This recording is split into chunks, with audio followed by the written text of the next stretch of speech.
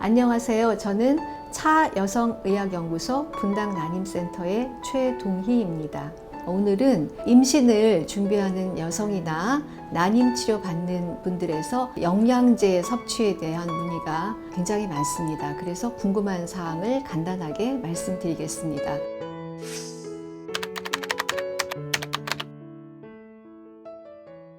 첫 번째는 여성들을 위주로 말씀을 드리면 가장 중요한 것은 이제 엽산입니다.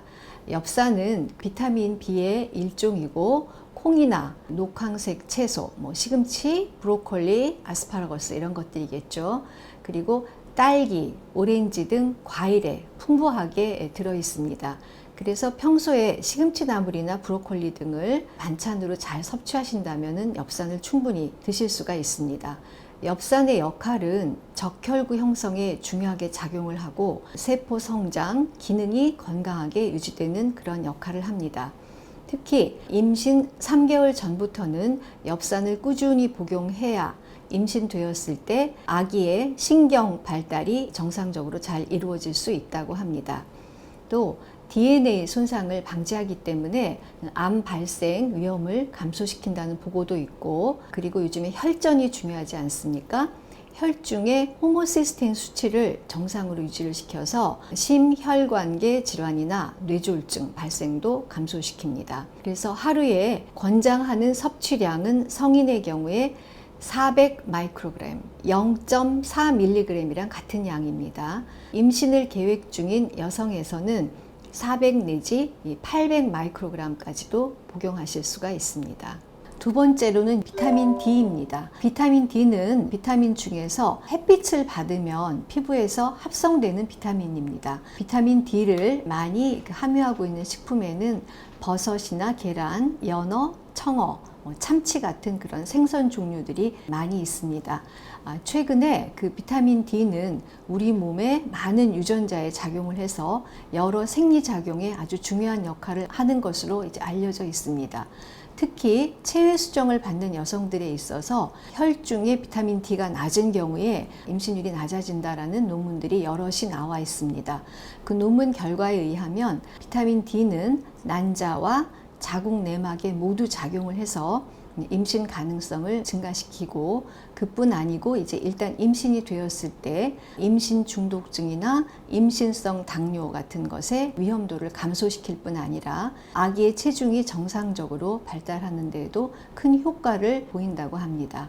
하루의 비타민 D 권장 섭취량은 400 인터내셔널 유닛이지만 요즘에는 부족한 분들이 많기 때문에 1000 IU까지도 복용을 할 수가 있습니다. 세 번째로 말씀드릴 것은 DHEA입니다. DHEA는 콩팥의 위쪽에 붙어있는 부신이라는 데서 분비되고, 그뿐 아니라 여성에서는 난소의 세카셀에서도 형성되어 분비되는 아주 약한 남성 호르몬입니다.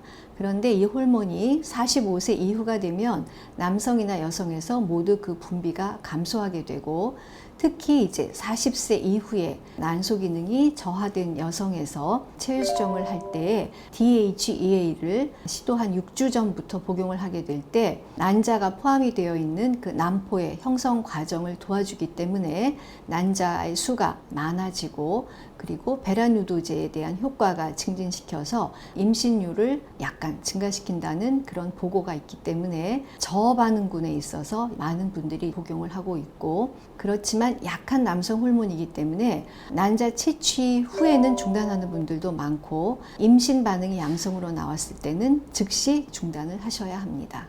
다음은 이노시톨에 대해서 간단하게 말씀을 드리겠습니다.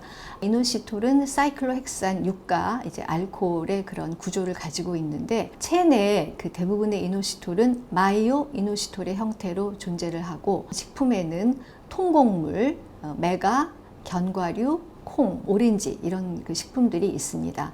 이노시톨은 세포 내에서 신호 전달 등 여러 가지 역할을 해서 난자를 성장시키는 난포 자극 호르몬이라든지 갑상선 자극 호르몬, 인슐린 등에 영향을 미칩니다. 따라서 다낭성 난소 증후군이나 체외 수정 후에 난자 퀄리티가 계속 나쁘게 나오는 그런 여성에서 이노시토를 복용하면 효과를 보는 경우가 있고 하루의 용량은 2g 정도가 되겠습니다. 그리고 이제 항산화제가 있습니다. 우리 몸에서는 체내에서 대사 과정이 이루어지면서 여러 산화 스트레스가 발생을 하게 되는데 이것을 감소시키는 것이 항산화제입니다. 항산화제 종류에는 비타민 A, 비타민 C, E, 엽산, 아연, 멜라토닌, 그리고 셀레늄, 잘 아시는 오메가3와 같은 이제 불포화 지방산들이 들어있고 그 이외에 이제 알지닌 같은 아미노산들도 항산화 효과를 해서 도움이 된다고 하고 요즘에 특히 또 유산균이 많이 강조되고 있지 않습니까? 장내 세균의 조화가 건강에 많은 영향을 미친다고 해서 유산균 등도 복용을 하고 있습니다. 그래서 몇 가지를 말씀을 드렸는데 저희가 이제 임신을 준비하는 여성에서 반드시 드셔야 할 것은 엽산이 되겠고 그 다음에 야외 활동들을 많이 안 하시니까 요즘 비타민 D 그리고 유산균 이 3가지 등을 기본으로 드십니다. 그리고 이제 난소 기능이 저하된 여성에 있어서는 DHA를 복용하는 경우가 있고 다낭성 난소 증후군 또는 난자 퀄리티가 계속 나쁜 그런 체유수정 결과를 보이는 여성에 있어서는 이노시토를 같이 복용하기도 합니다.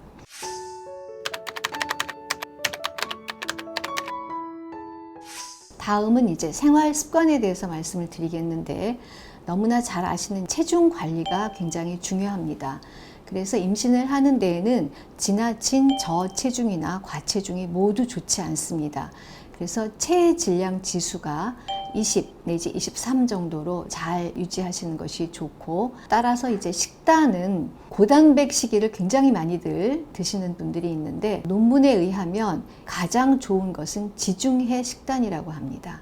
그래서 불포화 지방산이 많이 포함이 되어 있고 글라이세믹 인덱스 당 지수가 낮은 탄수화물을 충분히 섭취하고 통곡물 같은 것들이 되겠죠. 그리고 육류, 동물성 지방은 제한하는 이러한 지중해식 식단이 가장 그 임신 성공률을 증가시킨다는 물론 서양 사람들을 대상으로 한 논문이지만 그런 논문들이 많이 나와 있습니다.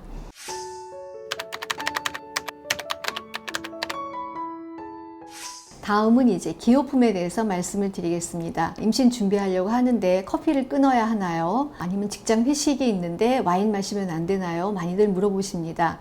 그런데 적당한 정도의 카페인 섭취나 음주는 여성이나 남성에서 모두 다 가임력을 감소시키지 않는다고 되어 있습니다.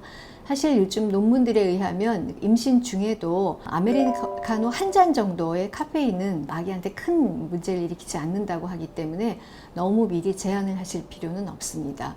그래서 부인과 남성에서 모두 체외 수정하는 과정 중에서도 그 적당한 카페인 섭취는 임신율을 감소시키지 않는다고 되어 있는데 다만 이제 술이 취할 정도로 과도한 음주는 삼가하시는 것이 좋습니다. 그리고 여성에서 남성에서 뿐만 아니라 흡연은 절대로 안 됩니다. 니코틴, 담배에 포함이 되어 있는 니코틴이 난포의 형성 과정 그리고 난자가 감수분열을 할 때 거기에 필요한 그 세포 내 구조물인 스핀들 같은 것들을 변형을 시키기 때문에 가임력이 저하가 됩니다. 그뿐 아니라 난소의 노화가 촉진돼서 폐경 연령이 빨라지는 그런 아주 안 좋은 영향을 미치기 때문에 담배는 임신을 생각하는 그 순간부터 딱 끊으셔야 합니다. 그리고 이제 임신 전에 필요한 예방 접종 등을 미리 해 두시는 게 임신 중에 불안한 상황을 예방을 할 수가 있습니다. 그래서 미국의 경우에 그 권장된 예방 접종들이 나와 있는데 독감 매해 맞으셔야 하고요. 그 다음에 풍진, 그 다음에 수두, 인유두종 바이러스 백신 등을 권유하고 있습니다. 이 중에서 풍진과 수두 접종은 생바이러스, 살아있는 바이러스를 접종받는 것이기 때문에 접종하고 나서 만 1개월 동안은 반드시 피임을 하셔야 합니다.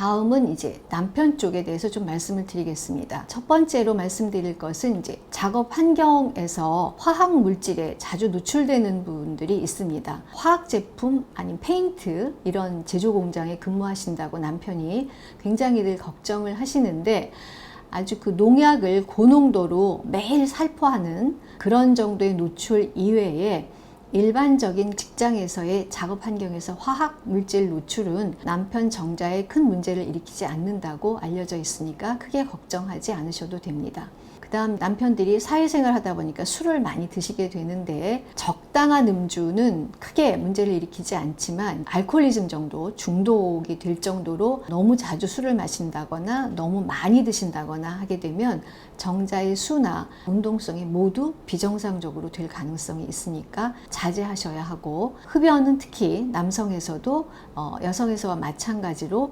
정자의 숫자, 운동성 그리고 성 기능을 모두 다 저하시키기 때문에 금연하셔야 됩니다.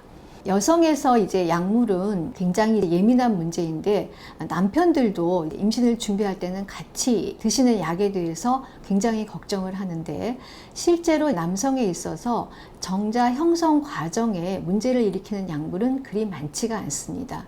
그래서 항암제는 물론 문제가 되겠지만 항암제라든지 아니면 통풍 치료에 쓰이는 코리치린이라는 약, 그리고 류마티스성 관절염에 쓰이는 설파살라진, 그런 정도가 정자 형성 과정을 약간 저하시킬 수 있다, 이런 보고가 있지만 이것도 환자에 따라서 개인 차이가 나타나기 때문에 절대적인 것은 아닙니다. 그리고 우울증 치료제를 드시는 분 중에서 일부 사정이 좀 잘 안 되는 사정 장애가 나타날 수가 있습니다. 그 다음에 남편들이 하는 운동에서 별로 권장하지 않는 것은 사이클을 오랫동안 아주 심하게 격렬하게 타는 것은 별로 권하지 않습니다. 고환 주위에 체온이 높아지기 때문에 정자가 약해질 가능성이 있고, 매일 사우나를 하시는 것도 피하는 것이 좋습니다. 남편들의 경우에도 비타민이나 미네랄 보충을 하시면 도움이 돼서, 대표적인 것이 남편들 특히 엽산과 아연 성분이 들어가 있는 것, 그리고 이제 오메가3나 이런 그런 항산화제 성분들, 셀레늄 같은 것들을 보통 많이들 드시는데 이런 것들을 복용하면 도움이 되는 것으로 알려져 있습니다.